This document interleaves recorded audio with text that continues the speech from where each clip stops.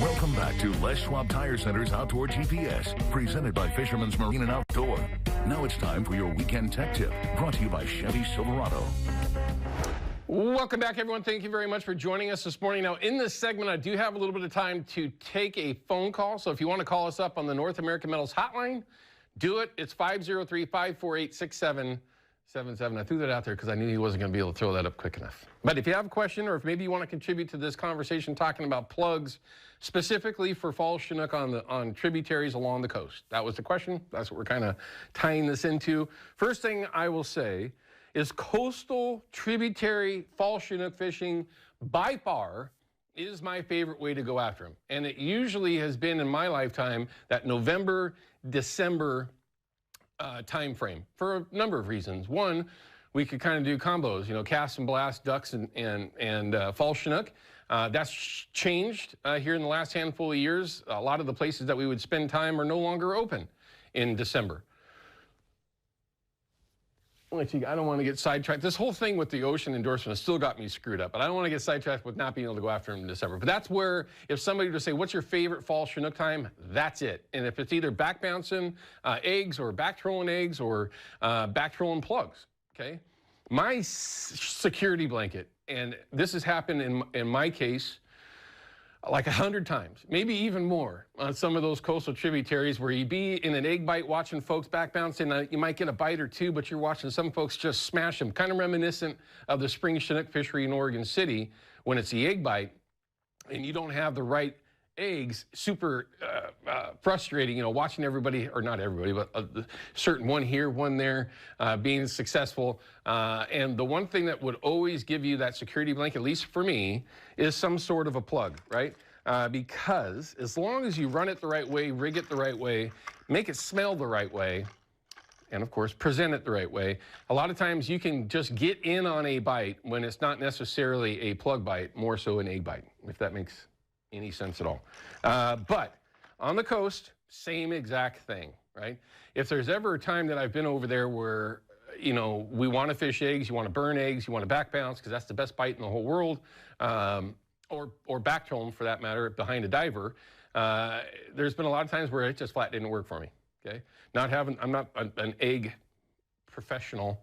There's some that are out there, but these plugs will absolutely save your day. First things first, though, let's start with the plugs that I don't actually have here, which is crazy. Let's go ahead and show that website for Brad's, and it just kills me that I don't have any killer fish here in the studio. That's going to tell you that one of the reasons for that is I want all of my killer fish in my boat, and that literally means that I've got like way too many in there.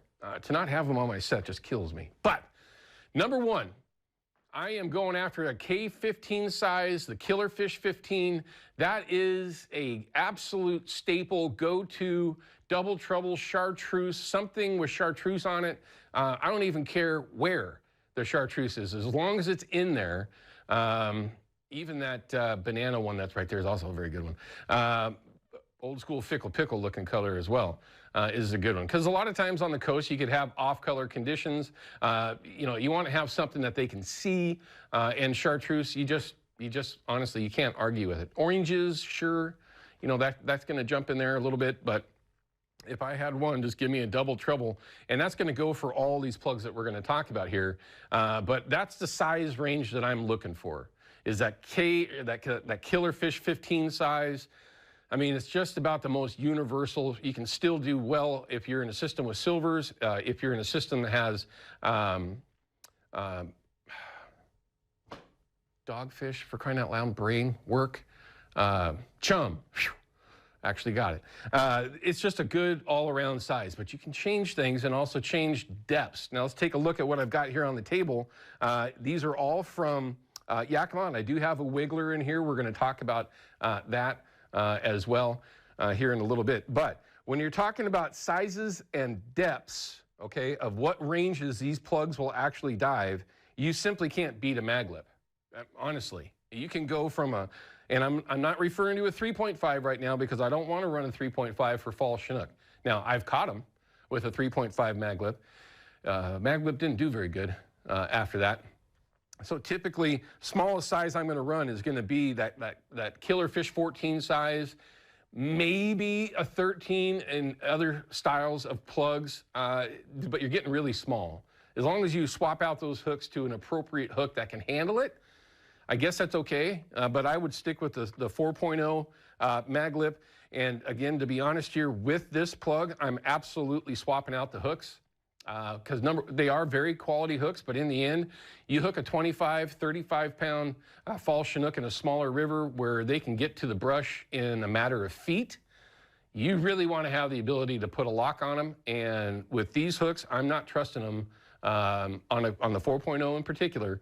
I am not trusting them with any of those fall Chinook that can be over that 25 pound range. I mean, that's where my biggest Chinook I've ever caught came from. And a lot of people can say that.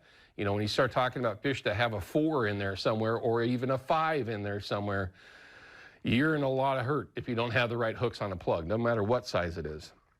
That being said, the only time I'm going to be fishing this 4.0 is if I'm trying to fish that really, not necessarily deep water, but maybe a little bit slower water, or I'm trying to target a specific size of fish, like a silver or a chum, right?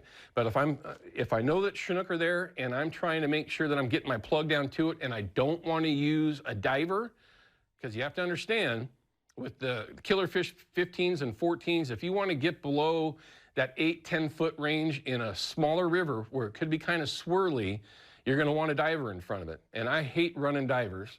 If I can avoid it, I'm not running a diver at all if I'm running plugs on any of these tributaries up and down the coast. I don't care if it's up north or as far south. If I can avoid a diver, I'm avoiding it. But the most important thing is that you're keeping that plug on the bottom.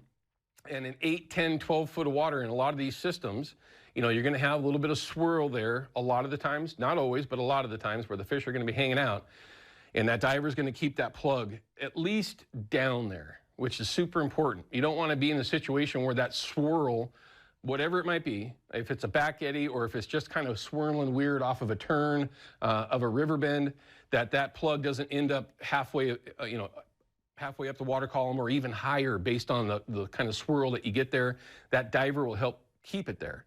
Now, that being said, if you bump up to the 4.5 mag lip, which I have right here, these things will dive well over 12 feet in depth if you got, a reasonable amount of line out. Typically on these smaller rivers, I'm not putting more than 40, maybe 45 feet of line out for a couple of reasons. One, how it's going to dive, how it's going to be controlled. But if there's other boats around, I don't want to have too much line out behind the boat. Anyway, but with the 4.5, it will definitely get down into those deeper sections without having to use a diver, unquestionably, right? But the thing of it is, it's a smaller plug.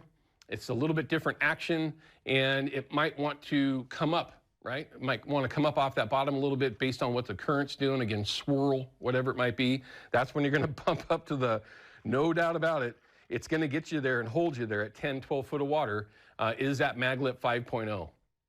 Absolutely deadly.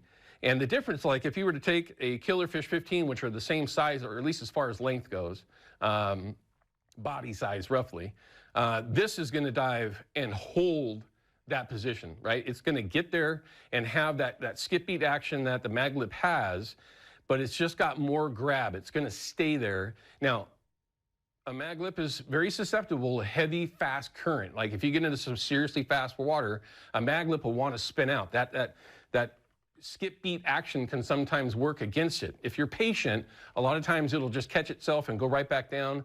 But the 5.0, excuse me, is about perfect. I mean, you can really run that in a lot of very different water conditions when you're on any of those tributaries. Doesn't matter where you are. If you're on the anchor, if you're back trolling or back bouncing, a plug, by the way, which is deadly effective with, again, all depends on water conditions, but 3 to 5 ounces in front of a plug and just back bouncing it like you would a gob of eggs. Extremely effective and very precise. You can really keep it right where you want it. And if you've been on those smaller tribs before in a drift boat, raft, whatever, and sometimes even from the bank in the right situation, don't necessarily always have to have a boat. But if you can keep that plug or that bait right where you want it in that current where the fish are, your percentages just go way up as far as the presentation. Extremely important. Why did I mention? Oh, here's one too. If you really want to throw a giant bait at them, and sometimes that's the difference, right? I mean, really, there are times where you can throw down a killer fish 16, the biggest plug they make, and that changes the attitude of those fish that you may have already fished to a couple of times, but they just didn't bite. That big plug can really upset them. And I think that's a lot of it, where you just frustrate them enough, make them mad enough that they just go ahead and strike at it out of anger. That big plug can do it. But a T60 or a T55, even bigger than a killer fish 16, really, as long as you can get it to run the way it's supposed to, they're a little bit more finicky. Of course, you're going to want to have them wrapped with tuna or sardine or whatever else. As long as you have them tuned the right way, deadly effective, that larger size. But the last one I'm going to talk about is the old school, either the standard or the magnum size of the Brad's Wiggler, okay? And this is one where you literally throw it out the back of the boat. Say you've got 2 or 3 people in there, you got 2 or 3 rods going. If you're in a drift boat, I would actually run this as the person on the sticks and just bomb it out there further than everybody else and just let that plug go. Just let it do its thing.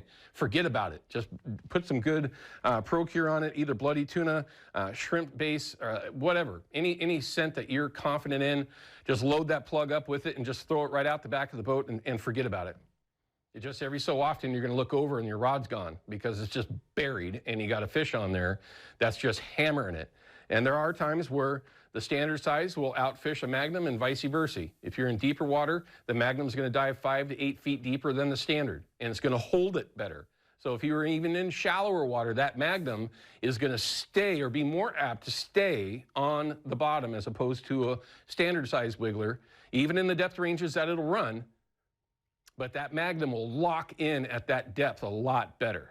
So again, just keep that in mind. Plugs on these tributaries for fall Chinook, extremely effective. If your egg game isn't just perfect and you just want to be fishing, know that you're actually being productive. As long as you get it in front of a biter, a plug is a great way to go. A number of different ones that you can utilize.